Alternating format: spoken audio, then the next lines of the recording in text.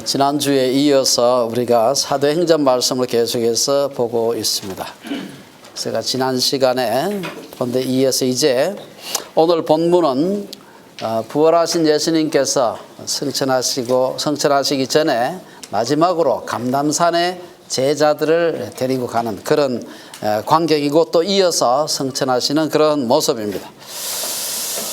아마 제자들이 감람산에 예수님을 따라갈 때 지금 저기 가면 무슨 일이 일어날까 알았을까 제가 확실히 몰랐던 것 같아요. 성천이라는 개념 자체가 별로 없었기 때문에 뭔가 분위기가 좀 심상찮다. 어쩌면 이게 우리가 예수님을 만나는 마지막 기회일지도 모르겠다. 아마 어떤 직감 같은 게 있어가지고 한편으로는 좀 불안하면서 한편으로는 좀 뭔가 좀 불확실한 그 때문에 그렇다고 뭐 수근거리면서 얘기하기도 그렇고, 이래서 예수님을 아무 얘기 안 하고 그냥 따라갔지 않았을까, 그런 생각을 해봤습니다.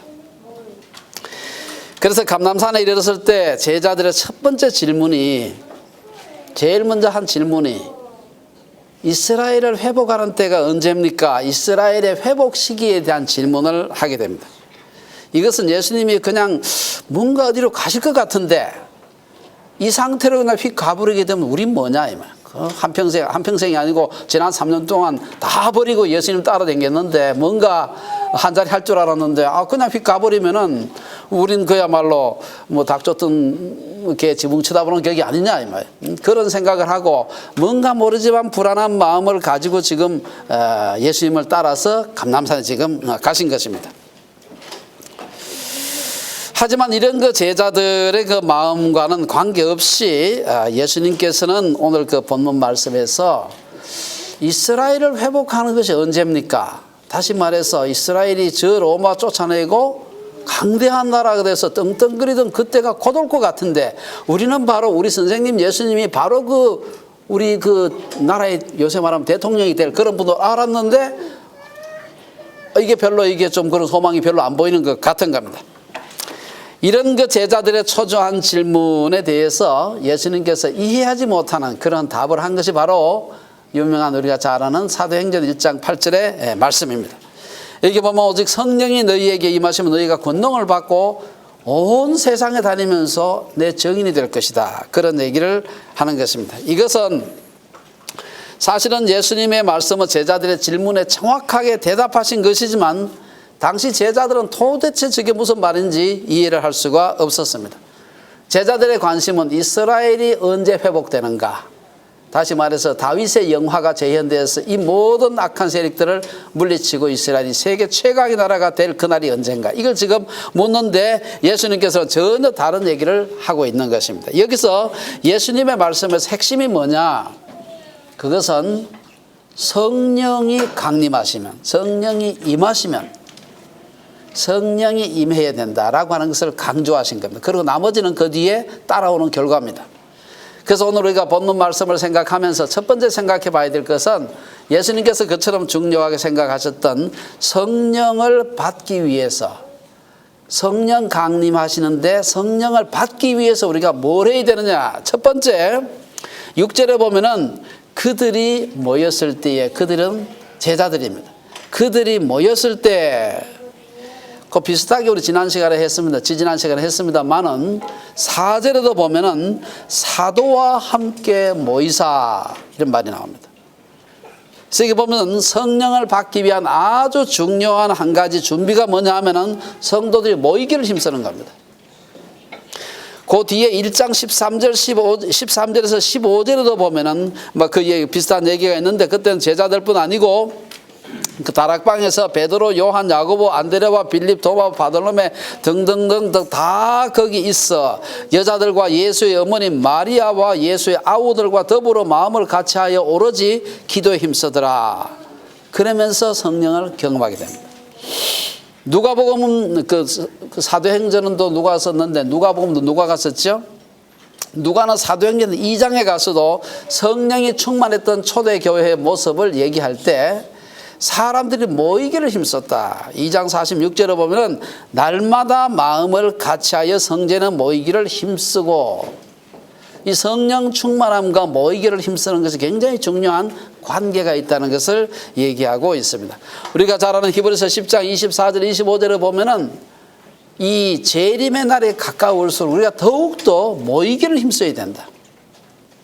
모이기를 힘써야 된다. 그럼 왜 성경은 이렇게 성도들이 모이는 것을 강조하는가? 성경을 보면 성령께서 대부분 무리들 가운데서 역사하신 걸 볼 수가 있습니다. 때때로 혼자 한 사람에게 임한 때도 있지만 많은 경우에 성령께서 교회를 통해서 혹은 모인 무리들을 통해서 역사하신 것을 볼 수가 있습니다. 오늘날 우리 교회가 혼자 골방에서 본 성령 체험을 온데 동네방네 떠들면서 댕기는 바람에 얼마나 골치 아픈 일이 많이 생기는지 우리가 잘 알고 있습니다. 그렇죠? 우리가 무리를 통해서 공동체를 통해서 성령을 경험하는 것이 필요하다는 것입니다. 혼자 성령을 경험하게 되면은 자칫하면 어떤 심리적인 현상을 성령의 역사로 볼 수도 있고, 또 산기도 가서, 여러분 산기도 가서 공포에 사로잡힌 적 없습니까? 혼자 잘난 척하고 저 산꼭대기 혼자 올라갔는데 깜깜해지고 하니까 막 무서운 거예요. 저기 보니까 막 무덤도 막 보이고. 그래서 사람이 공포에 사로잡히게 되면 헷갈리고 엉뚱한 헛소리 들을 수 있습니다. 그걸 성령 체험이라고 와서 동네방네 떠들기도 하고 하는 사람도 있습니다. 그래서 이런 걸 생각할 때 성도들의 모임을 통해서 성령의 강한 역사를 구하는 것이 필요하다. 성령께서 임하실 때 첫 번째는 그 준비가 모이기를 힘쓰자. 예배 시간은 좀 늦지도 마시고 졸지도 마시고 꼬박꼬박 잘 참여하는 것이 필요합니다. 자, 그 다음에 6절 하반절부터 해서 그 다음에는 그러면 성령을 왜 받아야 되는가? 6절 이하에 보면 성령을 받기 전과 성령을 받게 되면 어떤 일이 일어나게 될 것이라는 것을 얘기하고 있습니다. 우선 성령을 받기 전에는 어떤 일이 일어나는, 어떤 현상을 보여주는가? 이건 굉장히 중요합니다. 왜냐하면 이걸 알아야 내가 정말 성령께서 내 마음에 계시는가 하는 것을 자기 스스로 확인해 볼 수 있습니다. 왜냐? 다른 사람이 그 사람 보고 성령이 있나 없나 볼 수가 없거든. 자기 자신이 아는 것입니다. 그래서 이 조건을 한번 잘 생각해 보시기 바랍니다. 첫째, 6절 하반절에 보면은 예수께 여쭈어 이르되 주께서 이스라엘 나라를 회복하심이 이때니까. 여러분 여기에서 성령 받지 않은 사람의 한 특징을 볼 수 있는데 하나님 나라의 관점을 갖지 못한다는 것입니다. 성령이 임하지 않으면 하나님 나라의 관점을 갖지 못한다 하는 것이 오늘 본문입니다. 예수님은 하나님 나라의 관점을 가지고 제자들을 가르치셨고 제자들은 3년 동안 배우고 지금 부활한 후에 40일 동안 특별 과외까지 했습니다. 그런데 예수님이 그렇게 강조했던 하나님 나라의 관점을 갖지 못하고 이스라엘 나라의 관점, 세상 나라 이스라엘 나라의 관점을 가졌던 걸 볼 수가 있습니다. 제자들이 예수님에게 질문한 내용을 보면 예수님은 계속해서 이 말씀 하셨는데 제자들 계속해서 저렇게 들고 있었다는 게 아주 분명합니다. 6절에 보면 제자들이 여쭈어 이르되 주께서 이스라엘 나라를 회복하심이 이때니까. 여러분 여기에 보면 원어에 보면 예수께 여쭈어 이르되, 이게 그 헬라어로서 미완료 형태인데 미완료 형태는요 과거에도 자꾸 그런 질문한 적이 있었던 것을 얘기합니다. 우리 영어 표현에 used to 할 때 하는 표현입니다. 이전에 얘기했는데 또 틈만 나면 예수님한테 언제 이스라엘이 회복됩니까? 또 묻고 또 눈치 보고 또 그렇지 않으면 또 물어보고. 이게 뭡니까? 그 마음속에 하나님 나라, 예수님이 그렇게 가르치고자 했던 하나님 나라에 대한 생각 별로 없고 이스라엘이 언제 독립해서 로마 무찌르고 뭐 이런 생각만 계속해서 하고 있었던 겁니다. 그렇기 때문에 지금 마지막에 와가지고 지금 심각한 순간인데도 이스라엘의 나라를 회복할 때가 이때니까 이렇게 물어보는 것입니다. 그들의 온통 관심이 이스라엘 나라를 회복하는 것이라는 것을 볼 수가 있습니다.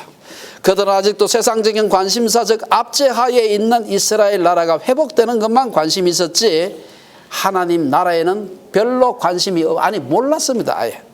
하나님 나라가 아니라 이스라엘 나라를 회복하는 것은 제자들뿐 아니라 당시 예수님을 따라다녔던 모든 거의 대부분의 군중들의 오해이기도 했습니다. 여러분 오병이어의 기적에 대해서 우리 지난번 요한복음 공부하면서 했죠. 오병이어 실컷 먹고 나니까 그 다음에 생각나는 게 뭡니까? 야, 저 사람이 임금 삼으면 우리 한평생 일 안 하고 먹고 살겠다 해가지고 임금 삼으려고 해가지고 예수님께서 억지로 임금 삼으려고 해서 예수님께서 그냥 기도하러 가셨어요. 요한복음 6장에 보면 그 얘기가 나오고 있습니다.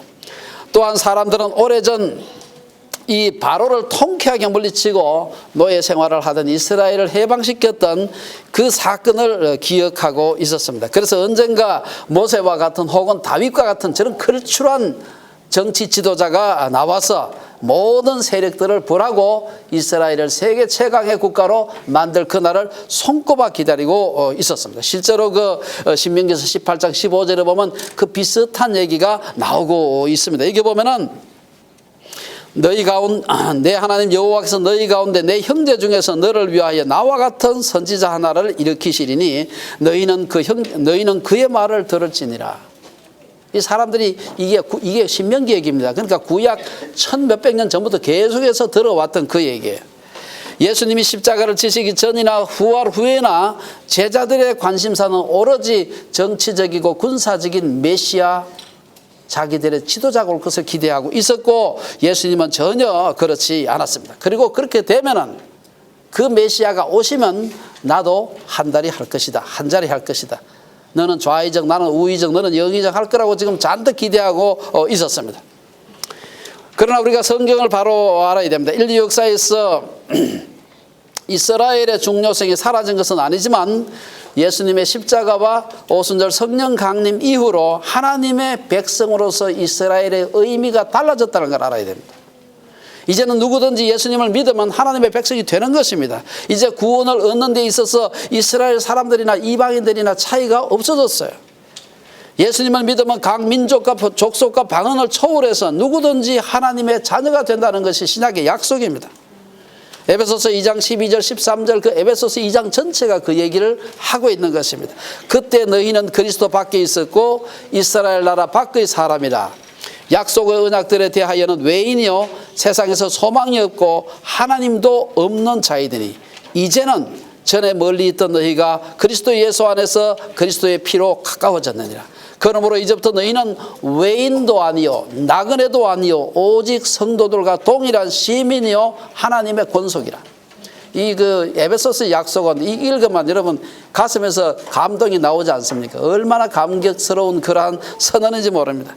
오늘날에도 예수님을 믿기만 하면 예수님을 믿기는 하지만 성령이 임하기 전에 제자들과 비슷한 생각을 가진 사람들이 우리 주변에도 꽤 있습니다. 여러분이 잘 분별하시는 게 필요한데, 첫째는 예수를 잘 믿고 교회 나가서 목사 장로를 하는데 아직도 민족주의적인 생각을 가지고 있는 사람들이 있습니다. 한국이 제사장 나라가 되면 한국이 세계 중심 국가가 될 것이다, 뭐 이런 식의 생각을 하는 사람들이 있습니다. 그래서 실제로 한 예로 들어서 어떤 사람은 단군과 야곱의 5째 아들 다한 지파 있죠. 다한 지파가 단군이다라고 주장하며 떠드는 사람들이 아직도 있습니다. 그들이 내세우는 그 근거가 뭔지 압니까? 사사기 18장에 보면은 그때에 이스라엘에 왕이 없었고 다한 지파는 그때에 거주할 기업의 땅을 구하는 중이었으니 이는 그들이 이스라엘 지파 중에서 그때까지 기업을 분배받지 못하였습니다. 이게 유일한 근거 구절입니다. 여러분 그 이스라엘 백성들이 그 애굽에서 출애굽해가지고 이 정복 전쟁을 하고 난 뒤에 소위 요단 동편과 서편에 땅을 나누어 갔지 않습니까? 그때 다한 지파가 마지막까지 땅을 제일 마지막에 분배받게, 사실은 분배를 받았는데 분배받은 땅에 제일 강한 그 철병거 가진 블레셋 족속이 살고 있어서 쉽게 정복을 못한 것입니다. 그걸 나타내는 말인데, 따라서 그때 다한이 거기서 얻을 자기 기업의 땅을 얻지 못해가지고 동방으로 와서 단군이 되었다, 이런 황당무계한 얘기를 하는 사람들이 있습니다. 여러분, 단군하고 다한을 연결 지을 수 있는 유일한 근거가 뭡니까? 첫자가 같다는 것밖에 없습니다. 단자로 시작해, 단자. 그거밖에 없어요. 아무것도 없습니다. 여러분, 최근에 누굽니까? 거기에 대한 좋은 책이 나온 게 하나가 있습니다. 한번 보시기 바랍니다. 이필찬 교수가 쓴 백투 예루살렘 운동 무엇이 문제인가? 그 비슷한 책들이 최근에 좀 나오고 있습니다. 여러분들이 또 최근에 또 하나의 선민 알이랑 민족, 유석근 목사가 쓴 책입니다. 그것도 그런 부류의 책입니다. 이 책에서 저자는 말하기를 바벨탑 이전에, 언어가 혼잡되기 이전에 이 세상 사람들이 다 똑같이 쓰고 있었던 언어는 한국말이었다, 이런 민족주의적인 생각을 하는 사람이 있습니다. 그러면서 그는 유대민족을 벨렛 계열의 선민인데 알이랑 민족을 알이랑 있죠, 알이랑. 이걸 갖다 알이랑 민족인 한국 민족은 욕단 계열의 이 서민이다, 이상한 주장을 하고 있습니다. 그러면서 당군과 욕단을 관련시키기 위한 여러 가지 자료들을 제시하면서 한민족이 복음의 마지막 주자다. 신나지 않습니까, 여러분들? 들으면 그럴 것 같기도 하고. 저는 하나님께서 우리 민족에게 세계 선교의 비전을 주셨다. 다른 민족을 도우라는 사명을 주셨다. 얼마나 아름다운 얘기입니까? 그런데 거기다가 하나님께서 우리 민족에게 세계 제1의 선교국가로 혹은 세계 유일의 선교국가로 부르셨다. 남들과 비교 개념이 들어가는 말을 사용하는 순간 심각한 문제가 생깁니다. 우월감이나 비교의식이 내재된 말을 하는 거 굉장히 위험한 생각입니다. 그런 표현 자체가 이미 교만을 내포하고 있는 것입니다. 개인이나 국가나 교만한 자는 아무리 대단한 능력과 아무리 대단한 은사가 있어도 하나님 사용하지 않습니다. 교만한 사람은 어떻게 사용을 합니까? 둘째 부류의 사람은 한국이 아니라 이스라엘 나라 중심의 신앙을 가진 사람들이 있어요. 그 당시에 제자들하고 비슷한 생각을 가진 사람이 이스라엘에 있는 게 아니고 한국에 있습니다. 여러분, 한국에 요즘 그 백투 예루살렘 운동하는 사람들이 있지요? 그들은 오늘날 나라로서의 이스라엘이 어떤 특별한 의미가 있는 것처럼 생각하면서 이스라엘 국가를 돕는 것이 하나님 나라를 돕는 것처럼 착각을 하는 분들이 있습니다. 그래서 아랍 사람들 수백 명, 수천 명 죽어도 눈도 깜짝 안 하지만 죽었겠네. 이스라엘 사람 한두 사람 죽으면은 막 아우성을 칩니다. 여러분, 예루살렘 성전이 교회일까요? 이제는 온 세계에 흩어져 있는 그리스도인들이 이스라엘 사람들입니다. 요한복음 1장에, 로마서 9장에, 갈라디아서 3장에 곳곳에 나와 있습니다. 그리스도인들이 하나님의 백성입니다. 유대나라 사람들이 하나님의 백성이 아니라 예수를 믿는 사람들이 하나님의 백성인 겁니다. 그들이 그리스도의 신부들이라는 사실을 알아야 됩니다. 성도들의 우주적 공동체, 즉 보편교회가 거룩한 성 새 예루살렘입니다. 성경은 분명히 이제는 더 이상 눈에 보이는 교회당 건물이 성전이 아니라 성도들의 몸이 성령이 거하시는 성전이라고 말하고 있습니다. 그럼에도 불구하고 아직도 여전히 교회당 건물을 성전이라고 하고 이 건물 짓는데 돈 많이 내라 하고 헌금을 강조하는 그런 사람들이 있습니다. 그렇다면 이스라엘 나라는 영적으로 아무런 의미가 없는 것인가? 그 대답이 바로 로마서 9장에서 11장까지 나오는 얘기입니다. 하나님은 이스라엘을 버리지 아니하셨고 특별한 다른 섭리 가운데 다루고 계시는 것이 분명합니다. 하나님은 이스라엘을 부르셨지만 이스라엘은 예수님에 대한 믿음에 의지하지 않고 행위에 의지함으로 넘어진 것입니다. 하나님의 의가 아니라 자기 의를 앞세우기 때문에 넘어진 것입니다. 그런 사실도 모든 것을 주관하시는 하나님의 섭리 아래 있다는 점을 사도 바울은 분명히 얘기하고 있습니다. 로마서 11장 1절이나 혹은 25절 그 끝부분에 가서 보면은 하나님께서 민족으로서 이스라엘을 어떻게 다룰 것인가, 이게 대해서 자세히 써놓았습니다. 많은 사람들이 하나님을 믿는다고 하면서도 성령이 임하기 전 예수님의 제자들이 가졌던 육적이고 세상적인 신앙을 가지고 있는 경우가 많습니다. 제자들은 예수님으로부터 그 긴 세월, 3년 같으면 길지 않습니까? 열심히 하면 박사학위도 받을 수 있는 기간입니다. 그렇게 3년 동안 합숙하면서 그냥 아침 저녁으로 덩하교한 게 아니에요. 예수님하고 먹고 자고 계속 같이 다녔습니다. 그리고 앞만 봐도 못 알아듣는 것 같아가지고 부활하신 후에 특별 과외까지 40일 동안 했지 않습니까? 그런데도 불구하고 하나님 나라의 관점을 이해하지 못했습니다. 세상적인 세계관을 가지고 있었다. 두 번째, 성령이 임하지 않으면 하나님의 주권에 순종하지 못함. 7절에 보면은 이르시되 때와 시기는 아버지께서 자기의 권한에 두셨으니 너희가 알 바 아니요. 7절에서 예수님은 우리들에게 재림의 때와 시기에 관해서는 하나님께 온전히 맡기고 너무 그거 알려고 애쓰지 말라는 거예요. 이것은 우리들에게 두 가지를 얘기하고 있는데, 첫째는 하나님 나라를 완전히 회복하는 예수님의 재림의 시기와 때는 전적으로 하나님의 권한이다. 이게 때와 시기란 말이 있는데 이건 사실 크로노스, 카이로스 해가지고 여러 가지 의미를 해석하기도 합니다만은 사실 강조하는 말입니다. 예수님이 오시는 그때 하나님 나라와 관련해서 그 귀중한 그 순간은 하나님께 달려있다. 니들이 너무 알려고 하지 마라. 또한 여기서 하나님의 권한이다. 여기서 권한이란 말은 그야말로 과거 그 독재자들의 그 군주의 그 권리를 말, 절대적인 권리다. 이렇게 성경이 분명히 말하고 있는데도 불구하고 얼마나 역사적으로 많은 이단들과 거짓 선지자들이 예수님의 재림의 때를 계산하고 그리고 예언했는지 모릅니다. 재림의 때와 시기가 하나님의 권한에 속한다는 것은 다른 사도들도 공통적으로 얘기하고 있습니다. 바울은 데살로니가 성도들에게 보낸 편지에서 형제들아 때와 시기에 관해서는 너희에게 쓸 것이 없으면 주의 날이 밤에 도둑같이 이를 줄을 너희 자신이 자세히 알기 때문에 이미 너희들이 잘 알고 있다. 아무도 모른다. 밤에 도둑처럼 올 것이다. 어떤 사람은 틀린 재림 일자를 계산해가지고 사람들을 헷갈리게 하고요. 어떤 사람은 재림한다고 엉뚱한 계산해가지고 사람들 돈 내라 그러고 이래가지고 얼마나 우리 교회사에서 많은 그런 그 사기꾼들이 있었는지 모릅니다. 그래서 마태는 이것을 이렇게 경고하고 있습니다. 마태복음 24장에 그때의 사람이 너희에게 말하되 보라 그리스도가 여기 있다 혹은 저기 있다 하여도 믿지 말라. 거짓 그리스도들과 거짓 선지자들이 일어나 큰 표적과 기사를 보여 할 수만 있으면 택하신 자들도 미혹하리라. 그러나 그날과 그때는 아무도 모르나니 하늘의 천사들도 아들도 모르고 오직 아버지만 아시느니라. 이렇게 예수님께서 얘기를 했는데도 불구하고 사람들이 자꾸 앉아서 뭐 다니엘서 언제부터 시작해서 다니엘서 그거 보고 계속 계산을 하고 앉았는 것입니다. 그러면 오늘 우리로 하여금 재림의 때와 시기를 알 수 없도록 한 그 이유가 뭘까? 이건 제가 혼자 묵상을 해본 겁니다.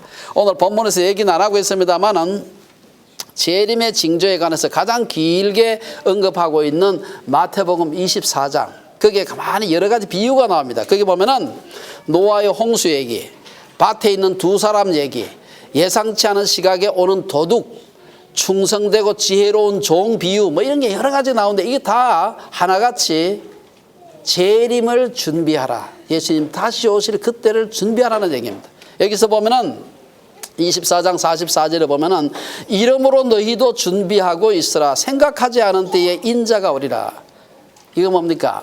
언제 올지 모르니까 항상 깨어 있으라 이 말입니다. 다시 말해서 전시성 행정이 아니라 내가 며칠 시차 갈 때니까 그때 그전에는 안 그랬는데 그때는 그런 척하고 이렇게 하지 말고 항상 그렇게 살아라는 얘기입니다. 전시성 행정이 아니라 예수님의 재림에 합당한 인격과 삶으로 성숙해 가라는 것입니다. 둘째, 모든 지식이 오늘 이 재림의 때와 시를 갖다가 하나님께서 감춘 이유는 모든 지식이 다 구원을 위해서 필요한 지식은 아님을 우리에게 얘기해 주고 있습니다. 7절에서 보면은 너희가 알 바 아니요. 너희가 알 바가 아니다. 이것은 재림의 때와 시기에 관한 지식은 우리에게 주어진 지식이 아니라는 것입니다. 우리는 하나님의 구원 계획과 피조 세계에 대한 지식을 바로 알기 위해서 성경도 공부하고 대학 가서 다양한 전공을 공부하기도 하는 것입니다. 하지만 어떤 지식은 우리에게 허락되지 않은 지식들이 있습니다. 이는 하나님의 구원의 역사에 참여하는 데는 큰 도움이 안 되기 때문입니다. 때로 하나님 나라의 도리어 방해가 되고 손해가 되는 그런 것들도 있을 수 있습니다. 우리는 불필요한 지식 혹은 우리들에게 허락되지 않은 지식, 그게 너무 목매고 있는 것은 좋지가 않습니다.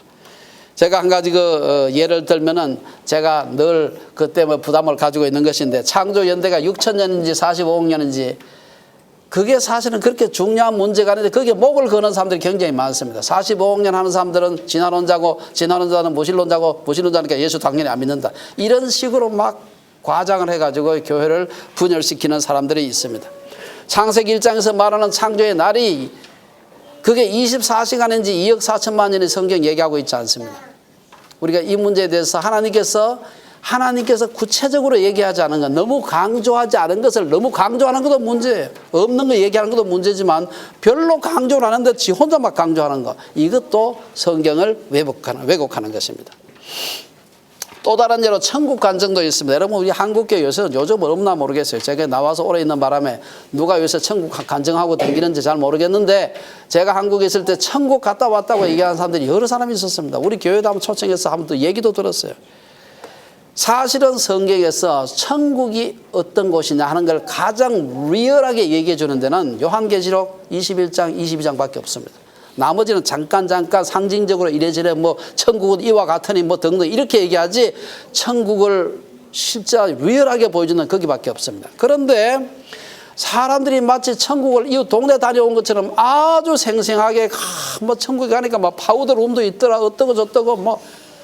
근데 흥미로운 것은 여러 사람이 다녀왔는데 다녀온 사람마다 천국이 다 다르다는 겁니다. 예, 그게 달라. 우리는 성경을 남용하거나 오용하지 않도록 주의해야 됩니다. 개혁주의의 모토와 같이 성경이 가는 곳까지 가고 성경이 서는 곳에서 멈춰야 됩니다. 이것을 확장하면 성경이 언급하고 있기는 하지만 강조하지 않는 것을 지나치게 강조하는 것도 여기에 위배되는 것입니다. 종교개혁자들이 오직 성경을 외치면서 성경으로 돌아가야 한다고 주장한다는 것도 그러한 뜻입니다. 이처럼 성령이 임하기 전 제자들의 관심과 예수님의 관심은 달랐습니다. 예수님께 친히 배웠지만 그들은 서로 다른 꿈, 동상이몽을 꾸고 있었던 겁니다. 어떻게 우리의 관심을 예수님의 관심과 일치하게 할 수 있을까? 이것은 바로 성령을 받는 것입니다. 오늘 8절에서 11절까지 오늘 마지막 절까지 성령이 임하게 되면 어떤 일이 일어날까? 성령이 임하게 되면 어떤 일이 일어날까? 첫째는 권능을 받는다. 오직 성령이 너희에게 임하시면 너희가 권능을 받는다. 여기서 그 비슷한 얘기가 누가복음 거의 끝에도 나옵니다. 누가복음 24장 49절에 보면은 볼지어다 내가 내 아버지께서 약속하신 것을 너희에게 보내리니 너희는 위로부터 능력으로 입혀질 때까지 이 성에 머물라 하시니라. 이 성 예루살렘입니다. 예루살렘에 머물라. 여기서 말하는 위로부터의 능력 혹은 그 1장 8절에서 얘기하는 권능이 무엇일까? 이는 제자들이 관심을 갖고 있었던 정치적이고 군사적인 파워가 아니라 땅 끝까지 가서 이웃을 사랑하고 이웃을 섬기고 복음을 전하는 그 능력을 말하는 것입니다. 이 권능은 예수님께서 세례를 받으신 후 기도하고 있을 때에 그에게 임한 성령이 그로 하여금 본격적인 복음 사역을 시작하게 했듯이 그 성령께서 우리에게 임하시면 우리가 그 일을 하게 될 거라는 것입니다. 요약하면 위로부터 능력 혹은 권능은 하나님의 일을 감당하게 하는 능력이다. 두 번째, 첫째는 능력을 받고 성령이 임한 두 번째 증인이 된다 그랬습니다. 오직 성령이 너희에게 임하시면 너희가 권능을 받고 예루살렘과 온 유대와 사마리아 땅끝까지 이르러 내 증인이 되리라. 증인이 된다.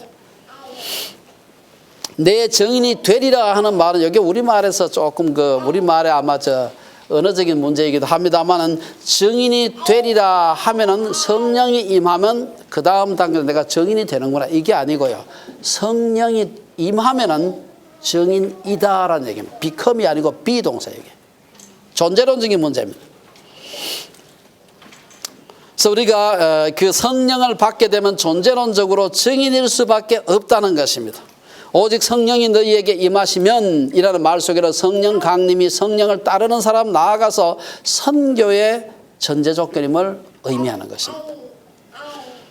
여기서 증인이라는 말은 여러분 아시다시피 예수 그리스도에 관한 진리를 알리는 자들, 증인을 의미하는 그리스는 순교자라는 뜻이기도 합니다. 이는 예수 그리스도의 복음을 증거하는 데 지불해야 될 값이 순교와 같은 것이기 때문입니다. 여기서 파생된 단어가 바로 순교자라는 말입니다.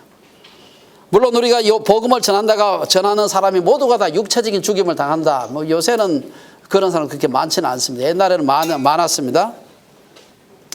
다만 복음을 전하는 것은 순교자가 되는 가시밭길임을 의미하는 것입니다. 따라서 예수님을 믿고 복음을 전하게 되면 돈도 벌고 무병장수한다는 기복신앙과 번영신학은 그것은 아주 거짓된 복음입니다.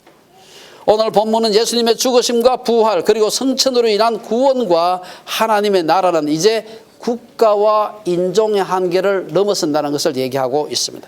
이 구원과 하나님의 나라는 한 민족에게만 제한한 것이 아니라 팔레스타인의 예루살렘에서 출발해서 온 세계에 퍼질 거라는 것을 얘기하고 있습니다.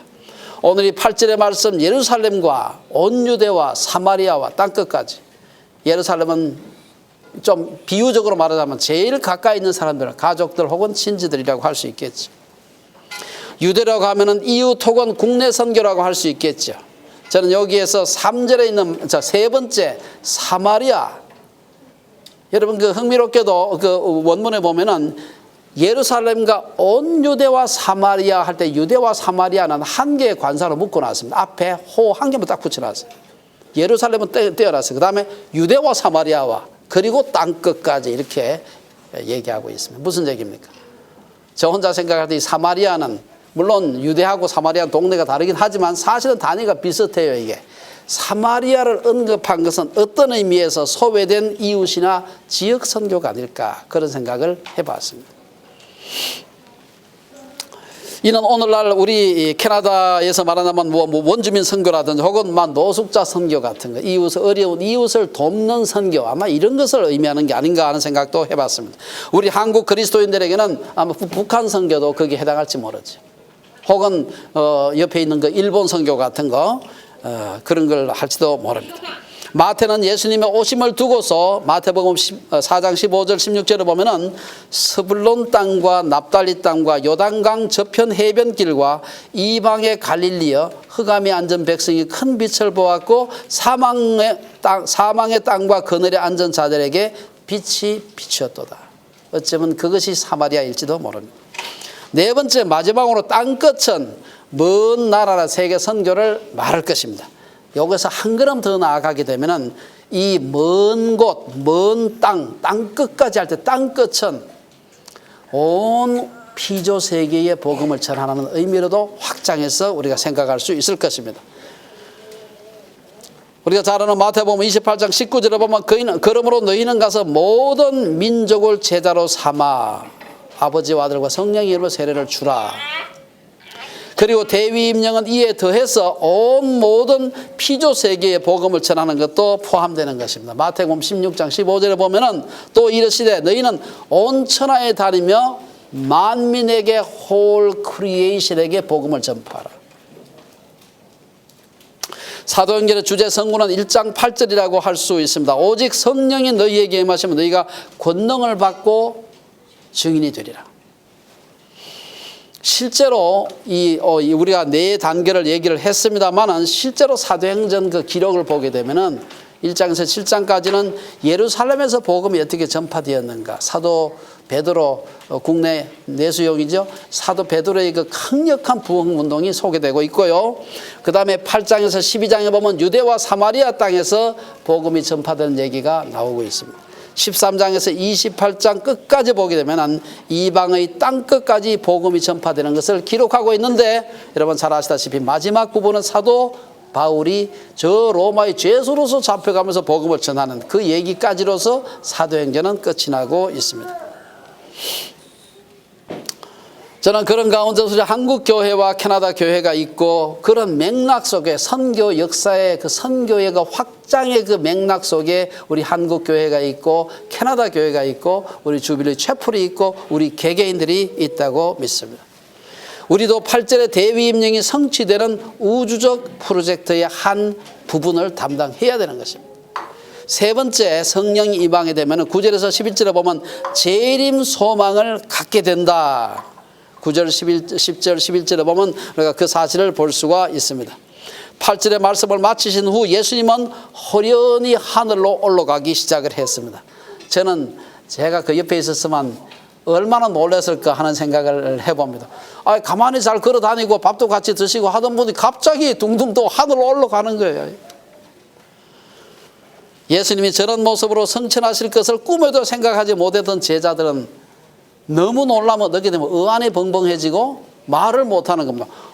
이래가지고 그냥 눈만 뜨고 입 절반 정도 벌리고 그냥 보고 있을 수밖에 없는 것입니다. 10절에 보면은 제자들이 자세히 하늘을 쳐다보고 있었다. 누가는 그렇게 기록하고 있지만 이건 너무 놀래가지고 지금 예수님 올라가는 거 붙잡지도 못하고 이리 지금 보고 있는 것입니다. 자세히 보고 있었다.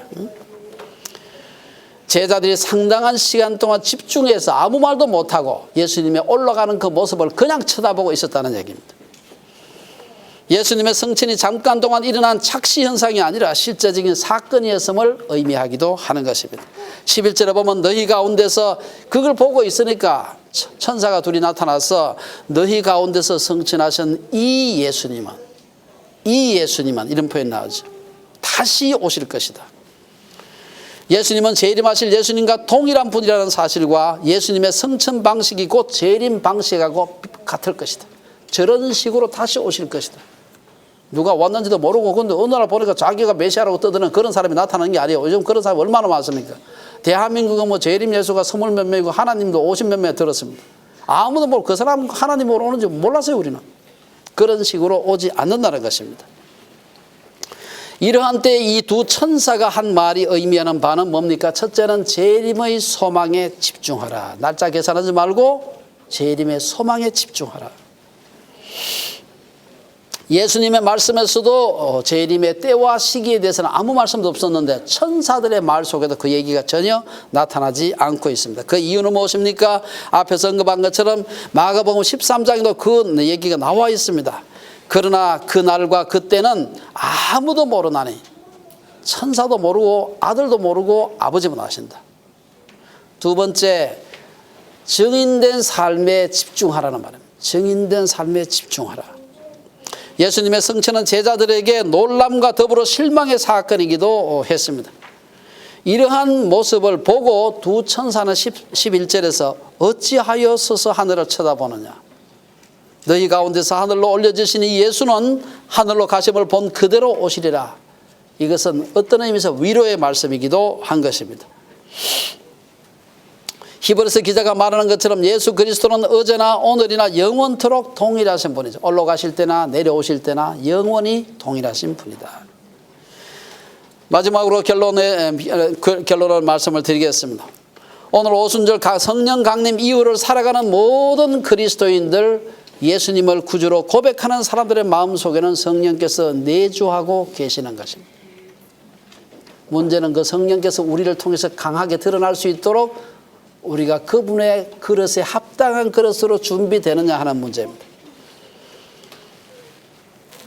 하지만 성령께서 내주하시는 것만으로 우리가 능력 있는 그리스도의 삶을 사는 것은 아닙니다. 우리 속에 임하신 성령께서 우리를 통해서 역사하시도록 우리 자신을, 우리의 의지를 성령의 뜻과 일치시키고 순복하겠다고 하는 의지적인 결단이 필요합니다.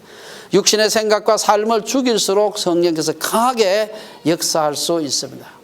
아직 어린 사람들, 교회 나온 지 오래 안 된 분들 중에서 나는 원래 성질이 그래서 그래, 뭐 그런 사람도 있고요. 나는 다른 건 다 참을 수 있는데 이 개뿔도 없는 게 잘난 척하는 건 참을 수가 없어. 그 말이 어떤 의미인지 아시죠, 여러분? 다듬어져야 되는 거죠. 내 신명 나는 대로, 내 뜻대로 막 하던 것이 아니라 우리의 새로운 주인 되신 분의 뜻에 우리가 얼마나 순종하는가. 화는 나지만 이걸 성령께서 어떻게 생각하실까, 이 생각해 봐야 되는 것입니다. 우리의 혈과 육에 속한 생각과 행동, 삶의 패턴이 하나님을 기쁘시게 하지 못한다면 바꿔야 되는 것입니다. 그것이 성령님을 주인으로 모시고 살아가는 사람의 바른 자세라고 할 수 있습니다. 자기가 주인이 아니라 성령이 주인인 사람은 주인의 뜻대로 사는 것이 마땅하다는 것입니다. 그리고 그렇게 살려고 노력하다 보면은 뭐라 합니까? 그게 제일 행복한 인생, 성공적인 인생을 사는 방법이라는 것을 깨닫게 되는 것입니다. 예수님을 믿지 않는 사람은 물론이고 예수님을 구주로 영접한 사람들조차 자신의 고집과 교만, 선입견에 휩싸여 있으면 제자들과 같이 계속해서 이스라엘이 언제 회복될까 그것만 기다리고 있을 수 있습니다. 예수를 믿음으로 인해 자기가 얻게 될 세상적 이익에만 관심이 있게 되는 것입니다. 기복신앙과 번영신학을 주장하는 교회들이 엄청나게 부흥하는 것 같지만 그 결말을 보시기 바랍니다. 어떻게 되는지. 그런 개인이나 교회가 영적으로 성숙하지 못하는 것은 당연한 것입니다. 바울은 디모데에게 보낸 편지에서 이 문제를 길게 다루고 있습니다. 이 디모데전서 6장에 보면 길게 다루고 있어요. 마음이 부패하여지고 진리를 잃어버려 경건을 이익의 방도로 생각하는 자들의 다툼이 일어나느니라. 그러나 성령께서 임하시면, 다시 말해서 성령께서 오셔서 우리의 삶을 지배하고 우리의 주인이 되시면 어떻게 될까? 우리는 권능을 받고 예루살렘과 온 유대와 사마리아와 땅끝까지 이르러 그분의 증인이 될 것입니다. 예수 그리스도의 증인으로 살아가면서 날마다 소망 가운데 기뻐하면서 살 수 있는 것입니다. 예수님께서 성천하신 모습 그대로 다시 오신다는 사실과 예수님은 천국에서도 대제사장의 사역을 쉬지 않으시고 우리를 위해서 지금도 중보기도 하고 계신다. 이 사실을 가리켜서 히브리서 기자는 이 소망을 가리켜서 영혼의 닻이라 그랬어요. 예수님께서 다시 오신다. 마라나타, 다시 오신다. 영혼의 닷과 같아.